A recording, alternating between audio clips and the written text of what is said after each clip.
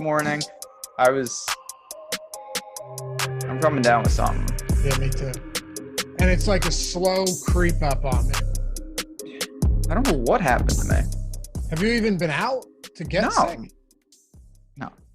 Doesn't even make sense. Maybe May brought something home. Who knows where she's been? What's going on, everybody?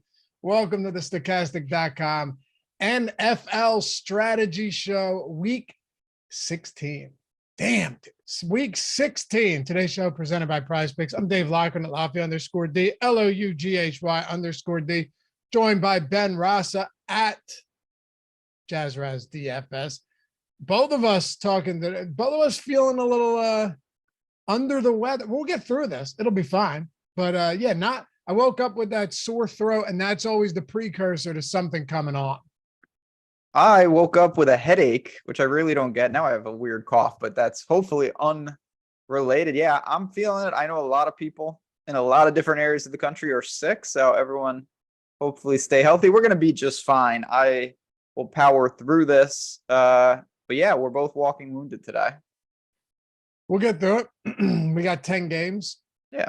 Christmas Eve slate on a Saturday. How about that? Yeah, it's going to be good. It's supposed to be dangerously cold. You see some of those temperatures like -10, -5 style. That's going to be a problem. It's going to be. There's a lot of. I saw the like legitimate storm warnings to like winter storm warnings out there as well, or watches. I'm sorry. So we'll see. I mean, look, you got what 4 games in a dome. Well, no, okay, that's Monday, Sunday night, Sunday. Oh, okay. Yeah, you're right. Yeah, Chiefs is going to be cold as shit. Tennessee's going to be that cold? It's supposed to be cold like it's like a polar again, vortex. Don't get me started on the Weather Channel. But yeah, they're given names, they're given verbs, adjectives, and they're combining them. Wow, Chicago 18 mile per hour. That's going to be freezing. Cleveland, crazy cold. Cleveland, 10 degrees Fahrenheit, windy, 25 mile per hour winds, and foggy. Jeez, dude, you're right. Like everywhere is going to be cold. Everywhere is going to be freezing. Woo! All right, that makes things interesting, though. It really does. Like if you're looking at the Kansas City Seattle game, with the way that the Seattle defense has played recently, with the way Kansas City's defense, for that matter, has played recently, you would think this total would be well above 50. It's at 48. You definitely would think that points. We're going to see some of like these drastic differences because if you dodge some of what we're talking about, you're in that much better of a position. And some of those games seem pretty damn promising, even in the cold, like you mentioned. Prolific scoring, but man, like 32-point total in a game. That's about as low as I've seen in quite some time. It's for sure the lowest this season. It's gotta be. That's really, really low. It's at 31.5 now. Yeah, I'm not running to bet the over, that's for sure. Dude, 31.5. The wins must be we must be expecting like really bad wins. I mean, I think it's just going to be everything that you don't want, I think, is in some of these games. I can't wait to watch this game. I love bad weather game. I just truly love it. It's going to feel like -10 at kickoff. Yeah, that's cold. Winds 25 miles per hour. Visibility 0. Oh, that's interesting. Yeah, interesting. That's one word for it. That just sounds awful. You see these, to say that these guys aren't like legit warriors out there, going out there and you got the linemen going out there in short sleeves. They will go out there in short sleeves in this game, like in a jersey with no sleeves. It's insane. Yeah, I wouldn't do that, but how long would you last out there? I mean, I know you're moving around, but still, that's insane. I like the cold. The cold doesn't bother me, but that's really cold. So so it's say 25 degrees outside, sustain like 10 mile per hour winds. Could you go out shorts and a t-shirt? Man, I honestly think I could. It wouldn't be like that big of a deal. I wouldn't like want to. Like, could you watch an NFL game in that weather? Like outside in the stands? Yeah, I wouldn't want Really? to. Yeah, that wouldn't bother me. In 25-degree weather. Again, it wouldn't be. I would try to bundle up. Like, No. You're just in a t-shirt and shorts. well, I mean, could I? Like, if my life was online, I'm sure I could. I wouldn't want to. I wouldn't. I'm not one of these jackasses that is like, I'm gonna show you how dumb I am. I'm just not gonna wear clothes. Like, what are we doing? I'm saying, could you be relatively comfortable in that? No. Okay. Comfortable? I'm not a Savage. I guess, sure. But All right. Happy to have you guys with us as always. Hit that thumbs up who if you would be haven't done so. comfortable? What? Who would be comfortable? I don't know. You like the cold. Nobody likes that cold. Wim Hof does. That guy. We're on a schedule today, so I'm just gonna let that go. You know, Josh has been doing Wim Hof breathing recently. He told me. Good. Yeah, he was very happy about that. He texted me a few days ago. He's like, dude, I've been doing Wim Hof every morning and I feel amazing. He gets it now. Yeah. Took him a while. He's been talk to converted. him. What? I'll have a talk with him. Why? Why don't you just start? No, I have better things to do. Hit that thumbs up, subscribe to the channel, leave a comment down below, all that stuff. Greatly appreciated from you guys. If you're listening in podcast form, leave a rating, a review. Yeah, helps us. Maybe subscribe to the podcast, tell your friends about it as well. All of that stuff goes a lot. It helps us keep the lights on around here. That's how it works. All right, so we got 10 games. We got to look over last week, though, because if you thought, if I thought, if everyone watching this video while it's live or after the fact thought that this season has been crazy, and I think to many extent, or to a large extent it has, it got bananas in week 15. And it all started on Saturday afternoon with the largest comeback in NFL history. Yeah, that was like the 5th craziest thing that happened. That's how crazy it was. Like, that's like oh yeah. I mean, I don't have anything to say there. The Colts are just, Matt Ryan needs to go. The Vikings, I don't know if you're impressed or you feel worse about them after that. I said the same thing. I said the same thing to Matt yesterday on the show. Like, I don't know if you should be encouraged by it or like, hey, they were down 33-0. Yeah, that can't be good. Stephen Leibowitz, if you bring up the Patriots again, I'm hitting the thumbs down twice. Or thumbs down twice, though. Thank you, Steve. I know you wouldn't do that. Yeah, man. I blame it all on Ramondre Stevenson. But that's okay. I showed May that play. Same thing. And she blamed it on Stevenson too. It is. He short-circuited Jacoby's wiring. I disagree completely. Nope. One guy I wouldn't have lateraled it, but he did okay, he broke a couple tackles. He got close enough where he thought maybe there's a chance, and he lateraled it. The other guy ran backwards like 20 yards and then threw like a 20-yard pass lateral. That's so different. Right. But it's the same thing as like, okay, if a boxer or a UFC fighter gets knocked out, that's like asking him to get up and immediately do an IQ test or something. The results are going to be skewed against him. Ramondre Stevenson scrambled the brains inside Jacoby Meyer's head by lateraling that ball to him. And so that gives him free reign to just do like. I wouldn't have been surprised if he ran back into his own end zone and thought he scored. I mean, what's absurd is if Mac Jones just makes the tackle, no one talks about this. But there's no chance he had it. I don't blame Mac Jones. He had no chance on that. I don't blame him. It's just you sometimes by random chance hilarious. We don't blame him then Larry. I blame Mac Jones. Dude, it was a chain reaction of brain frying. How could he not reach the end zone though? That is a fair point. You have a quarterback who can't reach the end zone from there? For sure. Ramondre, either way, that's one of the most insane plays we've ever seen on a week where some of the most insane plays happen.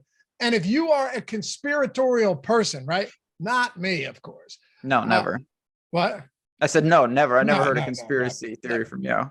But in this case, I'm not. If you are somebody though that believes that the NFL is rigged, boy, did you have a field day on Sunday. The Keelan Cole touchdown where they're like, we only have one angle. Yeah. Oh yeah. You have one angle for an end zone. You have one end zone angle. He was clearly out. So. Yeah.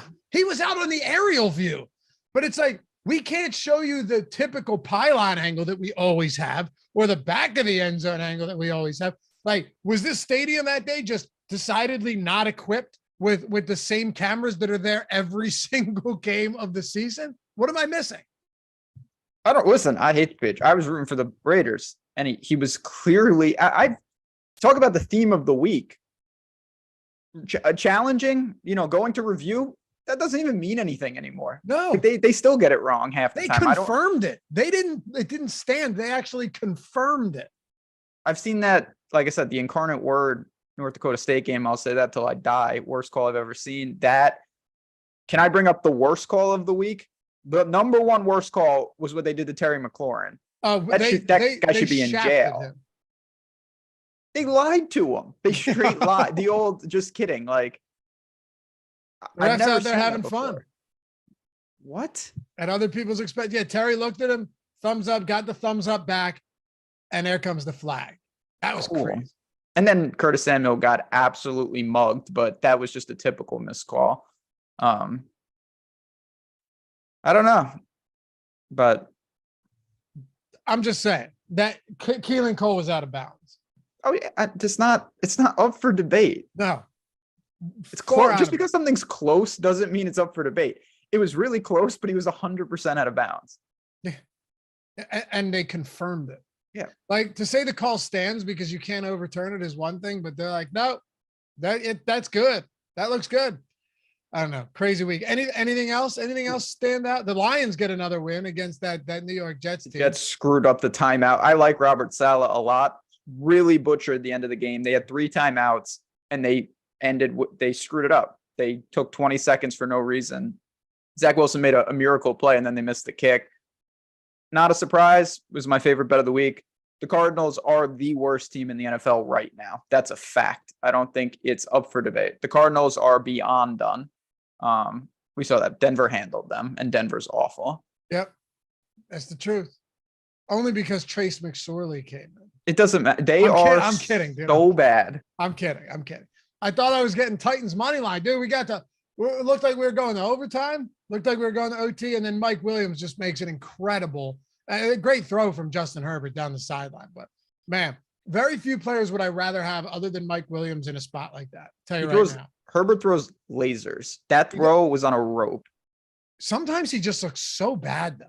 Yeah, but he's got. Oh no, I'm not saying that. What I'm saying is like he has some real bad stretches every week. Yeah, I see that. Well, the game was 14-14 going into like the final 30 seconds. The Titans are a good team. I don't know. Even though the past defenses, but yeah, I know. They're not. But we'll move on. Yeah, let's get into it. Because I got a couple non-topics we got to get to. Yeah, the fact that you've never seen or even heard of Daddy's Home 2. Yeah, that is one of the topics that first of all, when you said that, I legitimately thought you were talking about a porno. I'm not joking. And I was like, what, why are you asking? Why are you just saying this? Like, no context. You just tell me that. Never even heard of Daddy's Home 1. So no, it's just Daddy's Home. It's not okay. Daddy's Home 1, but yeah. Yeah, if it was Daddy's Home 1, I'd have even more questions. It'd be weird. Yeah. Will Ferrell, Mark Wahlberg, Mel Gibson. Dude, Mel Gibson is so funny. He's so good. I didn't even know he was in. I thought he was banned by society. He's back. You can never ban Mel Gibson because he's so good. That is honestly true. Like, he's such a good director. He's a great. They won't. Anybody else that was just kind of pedestrian, they'd be gone. Not Mel. Okay. Well, we're gonna save that. We'll save it. I have some questions for you. Go ahead. We'll save it. I'm telling you, good movie. It's a Christmas movie too, which I just kind of realized yesterday as I watched it. Good flick. We'll get into it. Quarterbacks first. And I'm pretty certain, as it stands right now, a lot can change, of course, that I'm probably going to the top tier or the bottom tier. There's not a lot in the middle that I like, but you got Josh Allen against the Bears. Again, cold as shit. Patrick Mahomes against Seattle. Frizzin. Jalen Hurts against Dallas, but I don't think he plays, which might lead me to play a decent amount of Gardner Minshew, and I'm dead serious about that at 4,800. I mean, yeah, he's at a price point that's extremely appealing. He's not nobody. He's done this many times before. We know he can play a little bit.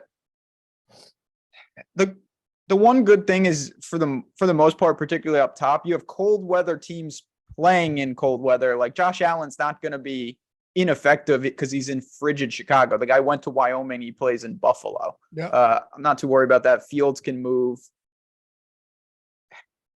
Yeah.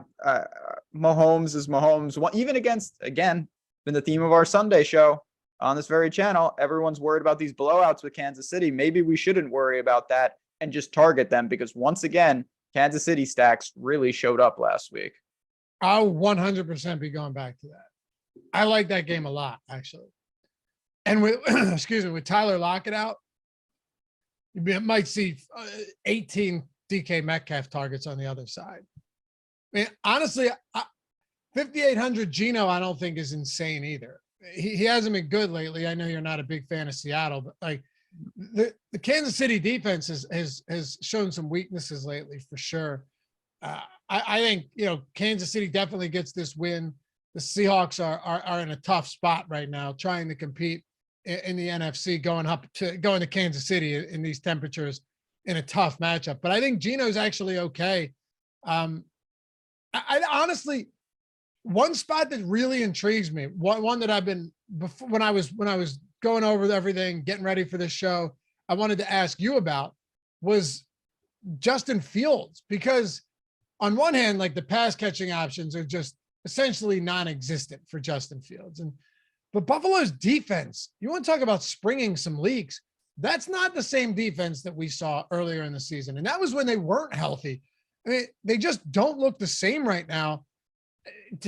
Fields can run on this team. So it's a matter of like, do we want to take that risk though, knowing that he doesn't have anybody to throw to and he's not exactly cheap. And there's other high priced quarterbacks that are in really good spots. Yeah. I mean, there's serious limitations in that sense, but it's still a guy that just all it takes is, he doesn't step out of bounds on that would have been the best run of the year.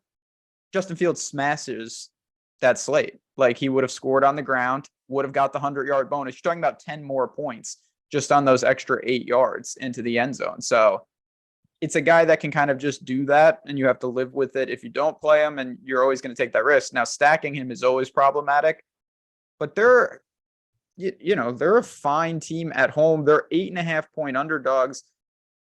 They should hang in the game, and I think that they will. They hung in against the Eagles. I think that Fields will be fine. It's just more problematic to stack the Bears for obvious reasons, but Fields can break any slate.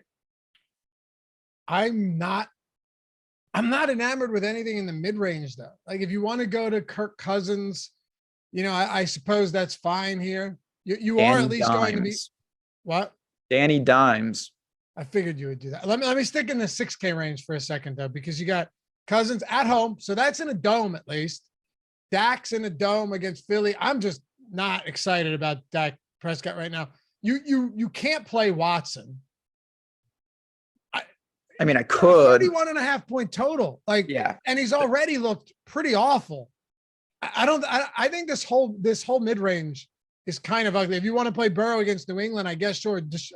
Lamar Jackson in his return against Atlanta, or assuming he's back, fine. But I really think I'm going to be going 8K and up or sub 6K this week, or at least a lot of the time. I would agree. I mean, Cousins is probably the most reasonable mid-range play if you're talking about that, just because he's at home, inside, no issues, 3-point favorite, 47.5-point total. And this time of year, that really does matter. You don't get bonus points. And I fall into this trap sometimes. You don't get bonus points for making like a hero call. Like, oh, my guy's playing in the snow. Like, well, that just, the other guy's playing indoors. So he's at a huge disadvantage. And unless the tools, again, can't speak to our tools strongly enough to help identify some of those stacks, those, leverage spots. If the leverage isn't there, it's hard to have a guy playing in a 31-point total when everyone else is playing in a 47-point total. I know. It's not impossible. You can do what you want, but that is, I mean, this guy looks like he's throwing into a wind tunnel when there's no wind in Deshaun Watson. It's a struggle. I liked Cleveland quite a bit on the Saturday slate, and they showed up, but it's unfortunately we saw a blueprint of what they want to do, and it doesn't involve anything spectacular with Deshaun Watson. Yep. I mentioned Minshew. If Hurts is, I think Hurts sits this game and then comes back the next week. I don't think it's as serious as some people were trying to make it out to be, though. Like, he looked fine in the second half after that happened. So I'm not assuming that this is something serious, but I would sit him this week. They need to win one more game to lock up first place. They don't need this game at all. They really don't. You can still get home field advantage, the bye. If you beat New Orleans or the Giants, you only have to win one of those games. Get him back, get him healthy. I honestly think, though, in a dome too. Let's not ignore, not in a dome, but Dallas isn't a dome, right? They have that like half enclosed. They can do what they want. Yeah, it's retractable, right? Yeah, with that massive jumbotron. I'm sure they'll close it. It's supposed to be freezing. Yeah. Why would they not? Yeah. So I think Minshew's very viable. It's a 46-point total. Goddard's probably going to be back. You're going to have AJ Brown, Devontae Smith, Dallas Goedert. So more weapons than Minshew ever had when he was a starter. I'm not expecting Jalen Hurts production, and Minshew's not going to be running the ball, but he doesn't need to at 4,800. Like, he's almost a stone min at quarterback. When you get stuff like that, it's usually like Brett Rippon for the Broncos, or Colt McCoy on a lifeless Arizona team. This is still like the best offense, one of the best pass blocking offensive lines in the league. I still anticipate them being able to move the football. I'm not saying they come in here and win the game. They're 5.5-point dogs now. But I think they still move the football enough to where Minshew could get you, 23 or so potentially, and put you in a great spot and open a lot of things up for you. I mean, you're playing him not to play him. You're playing him because the permutations you get around your stack are just better. And if he can hold his own, if he can be in that next tier, and you don't have a 35-point output from Fields or Mahomes, you're going to want that salary, because the difference between Minshew and those guys is the difference between, McCaffrey and a pay down running back, something like that. It's that drastic. So I get it. I'm sure you're not saying this either. There's also a lot of ways Minshew is just ineffective. Like, he's a sub 5K running back, but you got to live with that. Quarterback. Yeah. Let me ask you a question. Quarterback. Yeah. Let me ask you a question. If Minshew has been starting since week one in Philly with this line, with these offensive skill players, what do you think he'd be priced at? 59. Yeah, me too. 59, 6K, right? Yeah. So, of course, that doesn't matter if he doesn't give you a decent performance, but I still think it's not even, I think he is underpriced. Oh, no doubt. Sure. Yeah. So that's all. I mean, I'd rather him over Daniel Jones, and I know you probably feel differently about that. Yeah, I feel differently. Yeah. Just because Daniel Jones can run, and he has that out. I get that. Yep. He has 0 pass catching weapons to speak of, but he can run, and that is big. I mean, Slayton's fine this week, but I don't know. I'm looking at everything else. I don't see a lot of options I want. Like, I don't really want to play Brock Purdy. No. Or Tannehill against Houston. I think Henry probably runs the ball 30 times in this game. There's just not a lot down here that I see above Minshew. No, I honestly, quarterback was very simple. I don't have anything else to say. I have no interest in the rest. Okay. Favorite quarterbacks in each tier before we move on. So one from the 8K range, one from the, let's say 6 to 7, 6 to 8, and then one sub 6K. It's not going to be too interesting because it's Mahomes, Fields, and Daniel Jones. Mahomes, Fields, and Jones. Okay. Yep. For me, it's going to be, Mahomes, probably Fields, and then Minshew, just because he's dirt cheap. Yeah. Talk running backs here. Let's get into it a little bit. Before we do, though, shout out to PrizePicks, baby. Hey, not only do we have PrizePicks where you get up to $100 first match deposit bonus. Not only are they doing the 12 days of giveaways or 12 days of Christmas where you got some excellent props to hit there, put yourself in a very advantageous spot going into any lineup that you build, but also a free month of Stokastic Plus Platinum, $120 value, every single sport that we have, every single tool. If you're looking for ownership projections, the top plays tool for showdown slates, if you're looking for top stacks tool or player projections or projected stats, if you're looking for the lineup generator, which is brand new and extraordinarily sick and has gotten rave reviews since we have launched that, we got you for football, basketball, not the lineup generators for football and basketball right now, but all of our other tools, whether it's PGA, MMA, NFL, NBA, NHL, everything. We had all the World Cup, college football projections, college basketball projections, one-stop shop for everything you need. And you're getting it simply by signing up at PrizePicks. That's it. The only requirement of you, the only requirement to get the free month of Stokastic Plus Platinum and all of our tools and access to our premium Discord, the only requirement is for you to use the link so we can know that it's you. In the description, Tyler can throw it in the chat. That's all you got to do.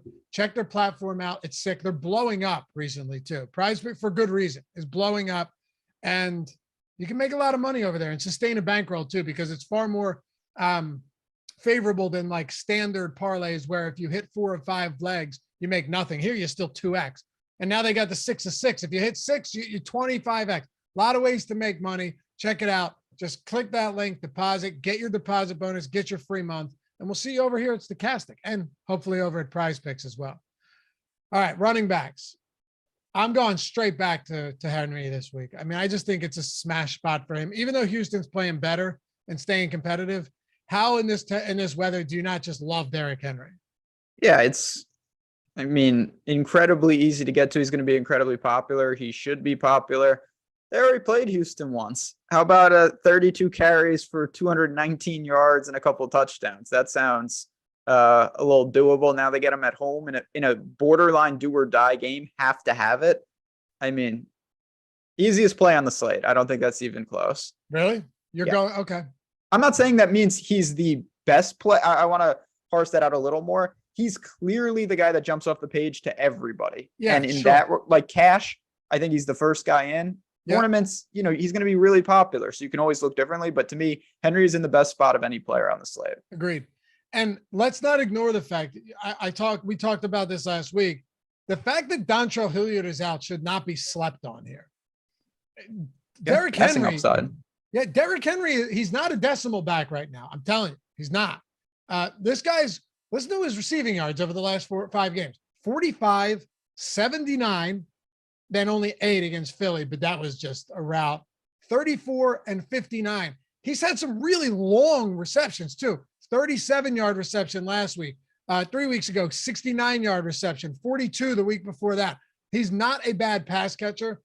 He might drop a pass here or there, but 4 and 5 targets over the last couple of weeks with the ability to break one off in a big way.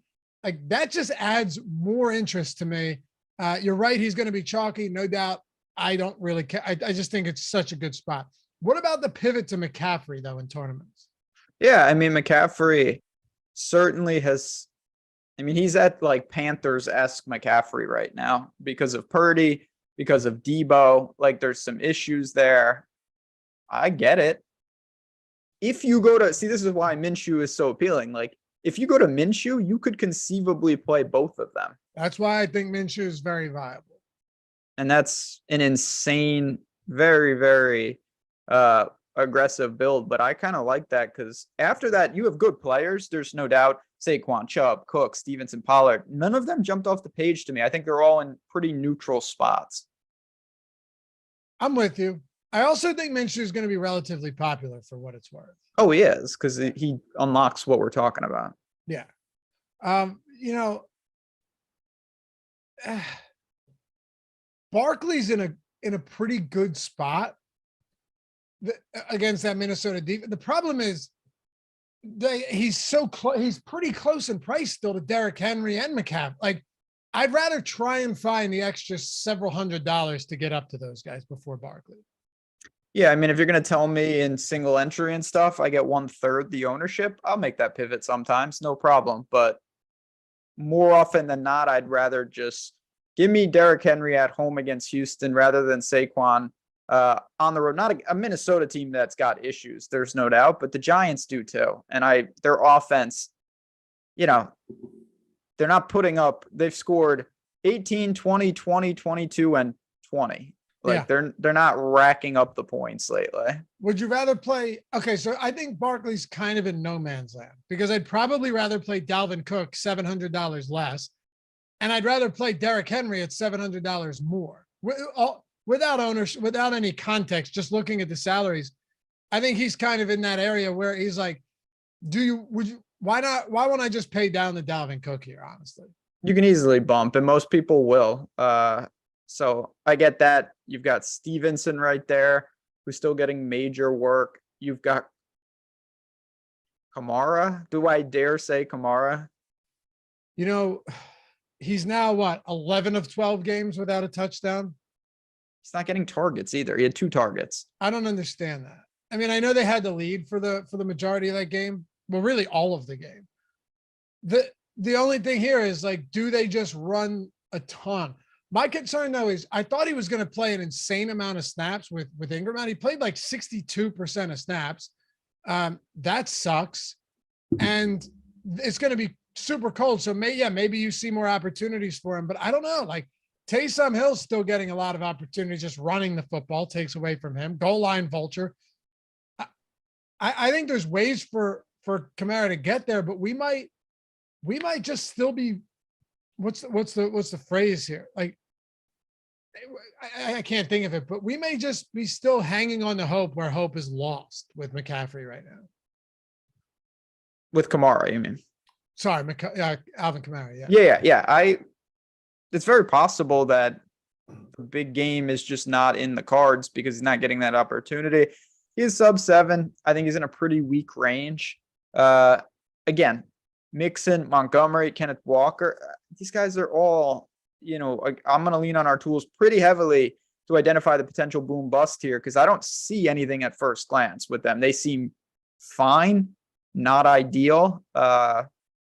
McKinnon is the next guy where it's like we have to stop and talk about this guy because what he's doing with Kansas City right now is insane, but we know how fluid their backfield can be at times. Remember when Edwards-Helaire was the guy? That feels like years ago. Yep. I think you skipped over a couple guys though. Really? I think Ken Walker's viable against Kansas City for sure. And I think Miles Sanders is viable. I mean, I think it was JoJo that said earlier that Sanders was just pure shit. Yeah, it was hard. Listen, a running back didn't have a carry until under 7 minutes left in the second quarter. What do you do about that?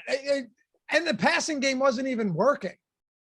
But then we see other games where he has 20 carries. So like, what if Miles Sanders is 4% owned this week? If he's popular, easy to get away from him. It's not gonna be. Right? I don't know. How could he be popular? He was terrible. I want to think. Let me explain something for a second. How I look at this. If Hurts doesn't play, you still have a great run blocking offensive line.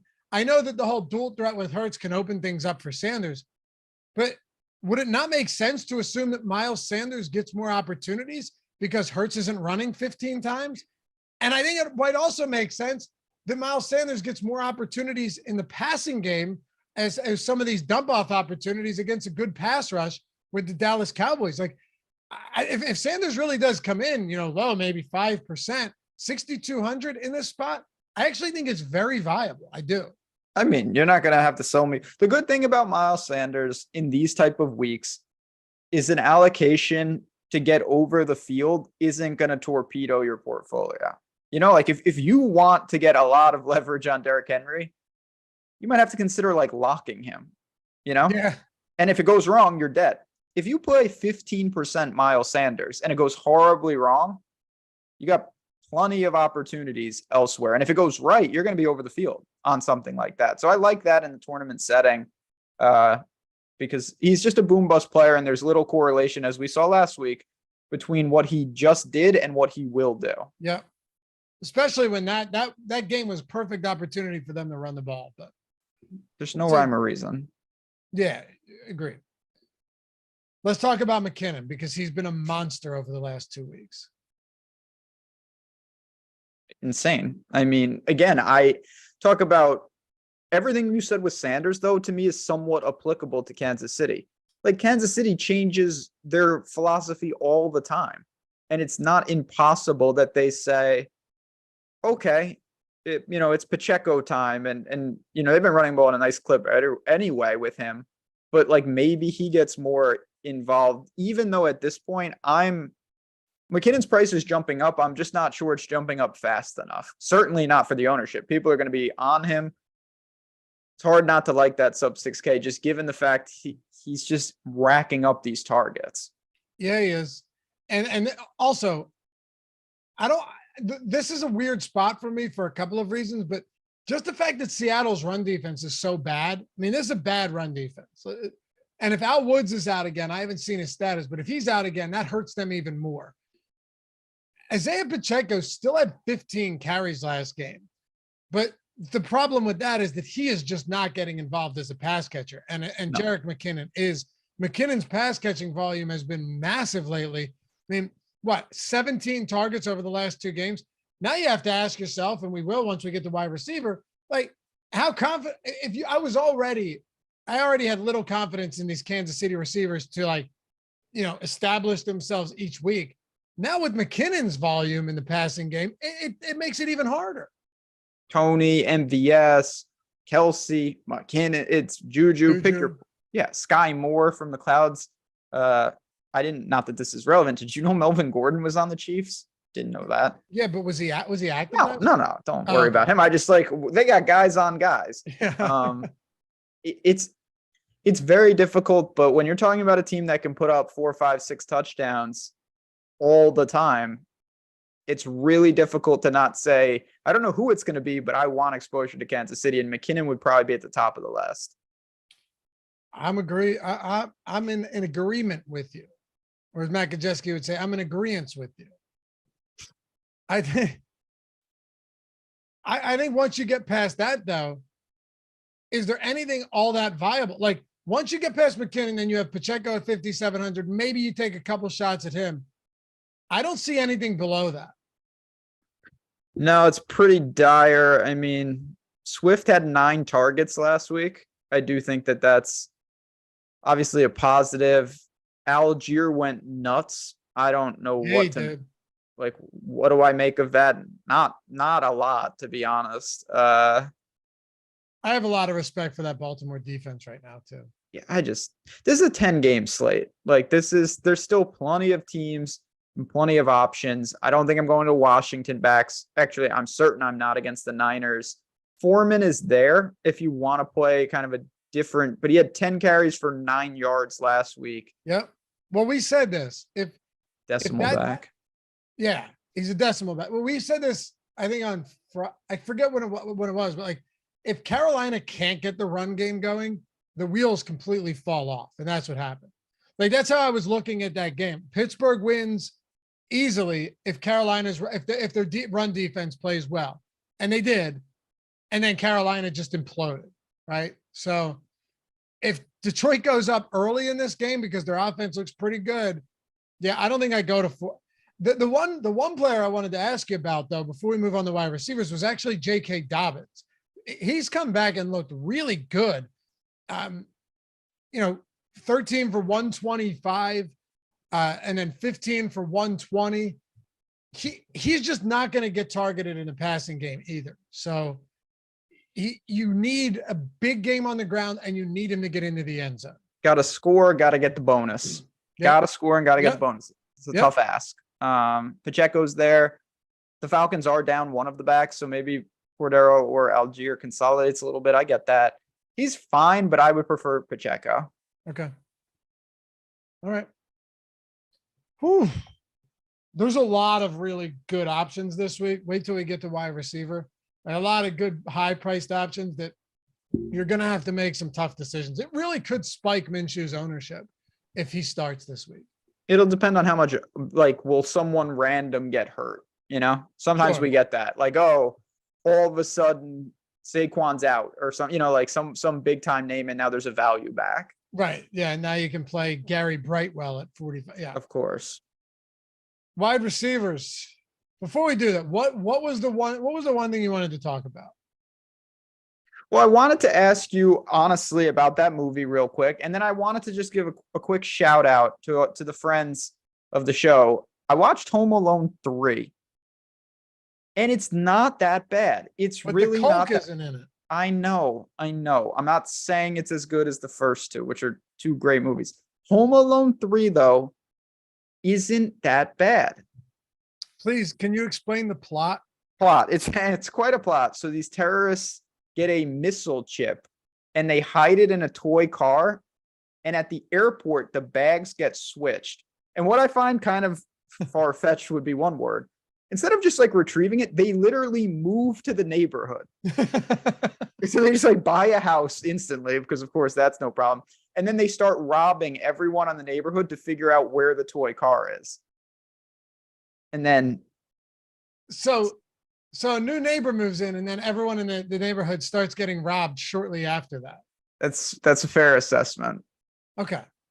That's Yeah, not Scarlett suspicious. Johansson in the movie. What? Scarlett Johansson's in the movie. A big fan of ScarJo. Yeah, Check out. I'll watch it. it's I good. actually mentioned to Justine. I was like, the other day we were sitting on the couch having a drink, and I'm like, Ben told me that Home Alone 3 is good. And she looked at me with the side eye, like, yeah. I said, we'll have to watch it sometime. Now you It's gotta really watch. not bad. You gotta watch Daddy's Home and then Daddy's Home 2. Can I just watch the second one? No, like you can, but just watch them both. They're good. Give me an elevator pitch of what goes on. It's good. Oh, great. That you sold me. You know, I'm telling you, they move to the neighborhood. There's a toy car. You give me nothing. All right. So Will Ferrell is the stepdad. I mean, just total real loser. Okay. Real dweeb, but a lovable loser. And his kids not big fans of him quite yet. Right. By the way, Linda Cardellini, who is just, I mean, how do you not love her? You know her? You love her? Grandma's Boy Yes. If you and love yeah. Grandma's Boy, you have to love her because she was amazing in it. I want to buy a black cobra and put it around your neck. Don't get started on Grandma's Boy. We'll never get out of here. Anyway, and then Mark Wahlberg is a real dad who like they still love and he's cool and they're competing with each other for their kids' affection. It's a comedy, but it's really funny. I'm telling you, dude, it's good. So is the second one. The second one is highly underrated. We watched it last night. It's a Christmas movie and it's good. I'm just thinking of Ted with the little animal guy. Yeah, not even close. Okay. Just watch. Fine. Home Alone 3, though, I'm telling you. I'm gonna watch it, but you got to tell me you're I gonna will. watch these. Right. I will. All right, let me know what you think. I will. I watched the Pearl Harbor thing. That was very good. Different than what you're talking about right now. Yeah. Very good. Go ahead. Admiral Husband or whatever his name was that was like, oh no, it's just guys are coming home. Troops are coming home. Spoiler alert. They're all getting bombed. Yeah. The real incompetency though. I didn't know that all went down like that. Yeah, I don't know a ton about that, to be honest. Wide receivers. Jefferson, Diggs, Chase, AJ Brown. All of these guys have some questions. Like if Jalen Johnson's good, man, he locked AJ Brown down until that last perfectly placed ball from Hurts. Jefferson's got the best matchup against the Giants. Chase has New England. Brown has Dallas with maybe Gardner Minshew. The top tier is a little odd here. And then Amon-Ra St. Brown is so good, but he's the type of guy that you also probably need to get a touchdown because he's really just a PPR darling. But those 7 for 70, 7 for 80 type games are probably more common than not. Yeah, I mean, this is still some of these guys up here. I always struggle with this where it's like they draw a quote unquote difficult matchup, but they are so elite and sometimes their target share is so immense that it doesn't really matter, particularly for tournaments, because it suppresses the ownership sometimes, and they still have that type of upside. Now, the big question is like, can I dump $9,300 on Justin Jefferson when I want to play Derrick Henry, when I want to pay up at quarterback? Probably not. Realistically, if I can, that's great. I'm gonna have to look to the next tier, and maybe that is St. Brown, who's always open, CeeDee Lamb, who finally showed up last week for me. And then you mentioned DK Metcalf already earlier in the show. My God, should he be busy? And popular, right? Gotta be really popular. Yeah. Especially because I don't think any of the top tier receivers, albeit all great players that could all blow up at any given, week. I don't think any of them jump off the page at you. You know what I mean? Like the 8K plus guys, to the point where like, man, he's going to be really high. I think Metcalf, and for good reason, is going to be very popular here. He's already, nearly a 25% target. No, I think he's north of 25% target share on the season. I think he's like 27 or something. It's only going to get higher. Yeah. And now you get rid of Tyler Lockett. I think Marcus Goodwin's probably going to be pretty popular too. You mentioned even Kenneth Walker, like maybe he does get more of like the McKinnon centric role of some sorts. Like he's not a zero in the passing game. So maybe everyone chips in. Yeah. 26% target share on the season for Metcalf. Lockett's at 24%. Then nobody is above 11, Ben.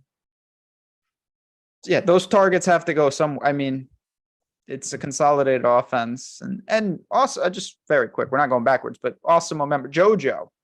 I've seen Star Wars. That's not me. You're thinking of someone else. I've seen Star Wars. Indiana Jones, that might be more true than not, but I think he was just saying don't watch it unless you've seen those. But why? Is there he said you can't watch Home Alone 3 and yet never have seen Star Wars. And yeah, I thought he said unless you've never seen. Okay. Yeah, no, I've seen Star Wars. I've seen Star Wars quite a bit. Me too. I don't have any intention of going back to watch Star Wars. I watch those occasionally. I Empire Strikes Back's good stuff. It is, sure. Yeah. They're not bad. The trash compactor scene. Ooh, always gets been there. Every Sunday. That's what my Sunday is like every Sunday. Just slowly. I think Noah Fant's probably going to be a great decent option as well. There's just like, you're taking a lot of targets out of this offense with Tyler Lockett. And then several of them are probably going to get funneled to Metcalf, but they got to go elsewhere too. I don't know how much I want to get to. I think there's probably going to be some good options lower down. Look at the 6K range though. It is really quite ugly. Devonta Smith, we don't know who's going to be a quarterback. Brandon Ayuk, Terry McLaurin against San Francisco, Chris Olave in a 31.5 total game, Deebo Samuel, who's out. Very good possibility. I don't have any guys in the 6K range in my lineups this week. It's pretty weak. A flyer here or there, but even the top of the fives is better to me. Like Cooper, Juju, DJ Moore, Thielen, Slayton, all those guys I'd rather have than most of the 6K range. That's what I'm saying though. Like you just go down there and you're starting to see a decent amount of options. Yeah, you mentioned DJ Moore, Slayton against that Minnesota defense is pretty good. And then if you go down even lower, there's not a lot here, but like, does Chris Moore interest you at all now that he's 4,900 if Collins and Cooks are out? A little more. I mean, again, these are the type of guys. It's just such a bad team, but at some point, the consolidation of targets, as we've seen, if we get the injury clarifications, I will look to some of these guys, but part of it all goes back. Every week is like this, but even more so this week, it really depends on who I stack. If I can unlock the top end receivers, then I'll live and land in the 5K range to end it. If I go aggressive, I'm going to have to find a cheapie to round out the salary. Yep. JoJo said, I thought you didn't know Harrison Ford. Ben, I watch The Fugitive at least once a week, every week. Ben knows his movies. This is clear. It has to be Kajeski. Yeah. I've never seen Harry Potter. That's true. But yeah, I watched The Fugitive. I've never watched Harry Potter, nor have I seen Lord of the Rings. That's just not my style. I've seen Lord of the Rings. I watched that when I was, in my early 20s. And then by the time it was over, I was my early 30s because they're just too long. Yeah, I haven't seen them. I don't think I'm going to get on that anytime soon, but I heard You they're don't have good. time for that. The second one's kind of cool. Don't even, you know what? Don't even get me started. Not a big fan of that. Okay, Marcus Goodwin, I think will be the chalkiest value option on the slate. And I think that's probably warranted. DeMarcus Robinson, 4K. Noah Brown against Philly, 3,600. I'm just like, you have to dig really deep. I was even looking at Rashid Shaheed, but I don't think you can play pass catchers in that game right now. I'm really worried about that. That game. 31.5 point total is like even low for that's what an average actual score of a Broncos game has been this year. 31. Yeah, think about that. I'm not sure. What's that? I said, yeah, just think about that. Yeah.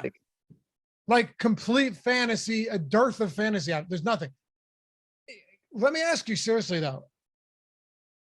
Can you think of a total that's been below 35 this year? I don't think there's been one.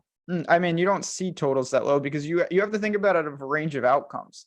That's what they're saying it's going to land on basically, a median. What happens if it goes under the total? That means it's at like 27. That means there's too. 2 touchdowns in the game, 3 touchdowns. And it definitely could. Remember how many weird weather games we've seen in Cleveland over the past few years where the score is literally 9-6 or 10-3?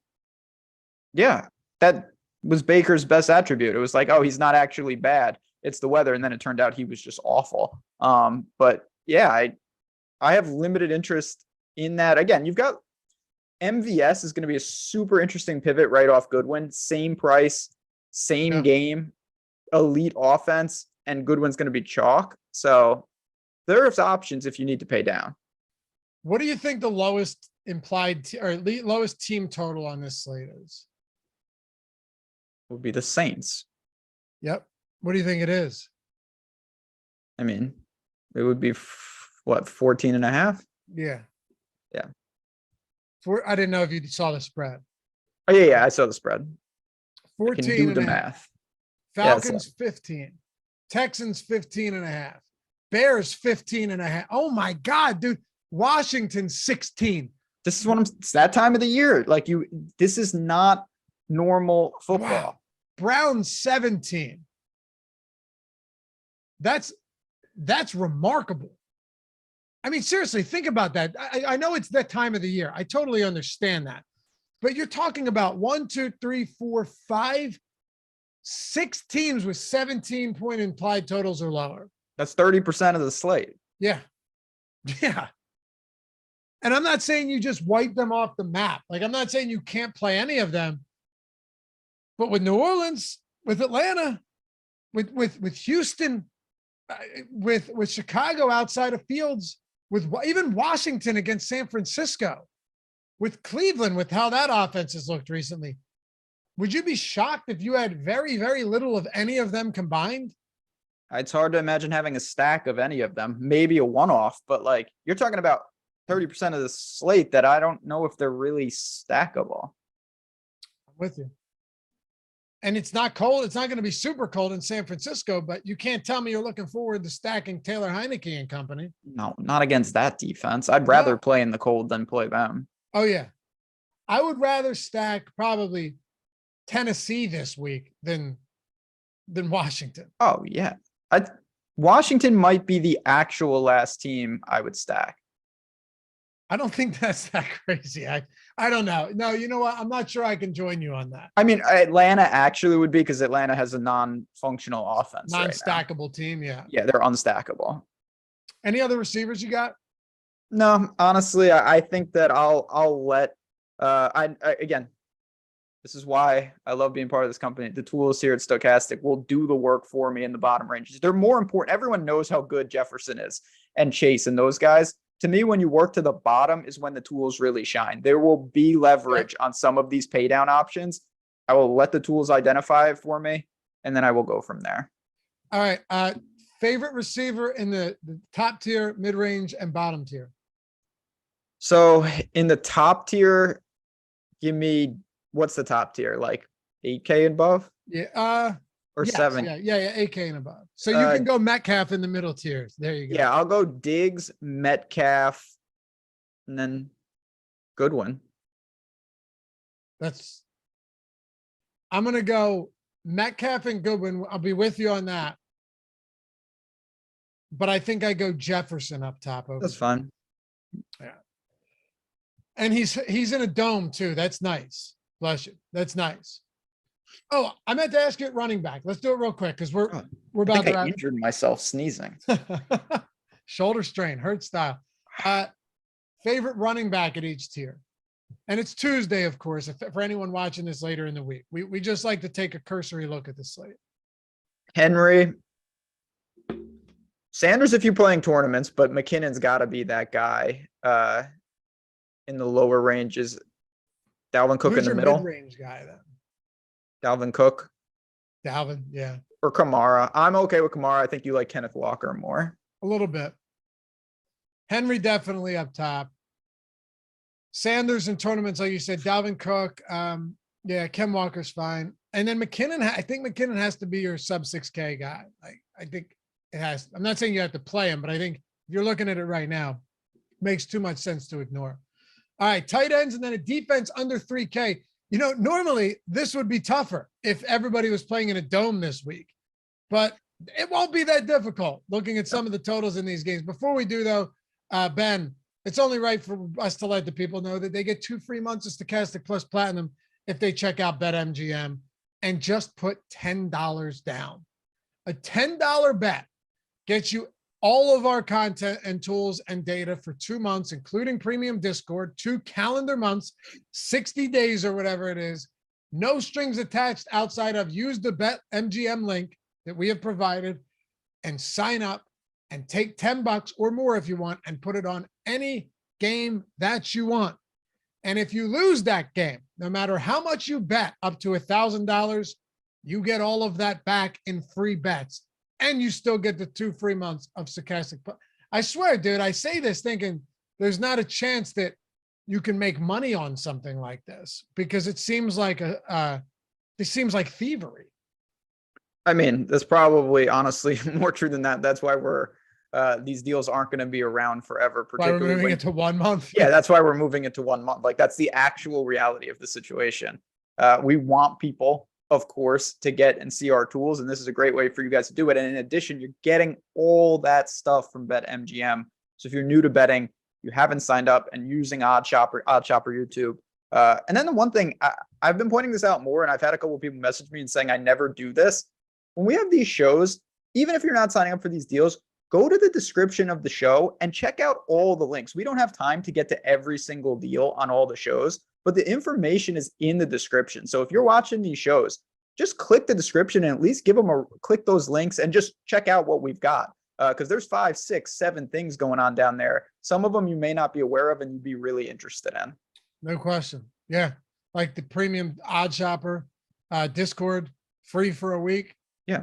All this stuff is like, there's no downside. That's the good thing. Like if you hate it, you can just bounce. That's what I mean. Check out the links. And if you don't want to do anything, don't, but at least give them like there's multiple offers there. I have a feeling at least 1 or 2 will be pretty interesting to you, no matter what you're interested in. Even if you do it, you can still like pretty much zero risk outside of $10 or whatever it is. So yeah, check it out. BetMGM, sponsor the show. We'd love to have you guys join if nothing else, do it just so you can get the tools and hang out with us in Discord and have a good time and use the tools. Get up on the Hall of Fame, you know. All right. Tight ends. I don't even know why we do like upper tier, mid tier, and lower tier with this because it's Travis Kelce nowhere close to anybody else. And then it just falls off a cliff. It's absurd. $2,500 gap on DraftKings. Luxury spend, different type of roster construction, of course, tied to Mahomes. The other problem is that Mark Andrews, partly, I don't know if it's his fault per se, the quarterback situation, he used to be like, you know, in the same tier, and now he's just not.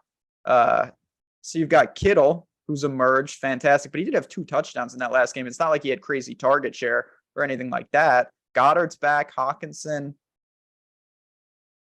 I'm struggling at tight end. I would love to say I'm going to go get Travis Kelce, but is that realistic? I'm not sure it is. I'm not so sure it is either. It might be different. Like maybe, yeah, because Henry's up there. There's no running backs right now. Like you said, barring injuries, barring guys that sit as a start. Like there's no running backs really below. I'll even say Pacheco at 5,700 that are really that viable. Unless like you get the Foreman 2 touchdown game or something. There's not much below that range. At wide receiver, all the value that I thought was looking decent earlier is going to be, or at least some of them are going to be in trash conditions for weather. Yeah, it's tough. Oh, and the Bears just designated Khalil Herbert to return from IR. So if he plays this week, that means David Montgomery at 6,500 is far less appealing if you liked him to begin with. Yeah, that's a no-go. Yeah, maybe Andrews if Lamar is back. Schultz has been getting a lot more involved lately. He dropped 2 big passes last game, and Allen continued to go back to him. He had a big game. I'm sorry. Go ahead. Just you crossed lines there. Do you mean Schultz with Prescott or Knox with Allen? I'm sorry. I keep reading this. I meant Dawson Knox with Allen. I have Schultz and Knox written next to each other. Yeah, they're right next to each other. They're both intriguing for different reasons, though. They are. I think Schultz is interesting. I don't mind living in that range. I might have a little bit of a Conquo at that price. I think Noah Fant's going to be probably pretty popular himself, though, at 3,400. It's a good price for him. Obviously, we mentioned those targets have to go somewhere. He had 6 targets last week, found the end zone.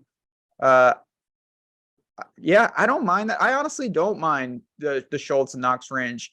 Dak threw it to the other Hendershot or Pender, whatever the hell that guy's name is, which was quite unfortunate. And he'll get looks. I don't know if I'm going to go into the 2K range, though. I don't know if there's really a need to do that. I don't see it right now either. I don't see it either. I think there's going to have to be other places we get cheap. That's why I think Minshew's ownership, if he starts, just continues to climb if we don't get any other news. But like you said, we could get news throughout the week. There's no question. We're going to. Yeah, we will. All right. Defenses under 3K. I'll go first in this one. Saints against Cleveland at 2,800 in that game. Can't push back against that.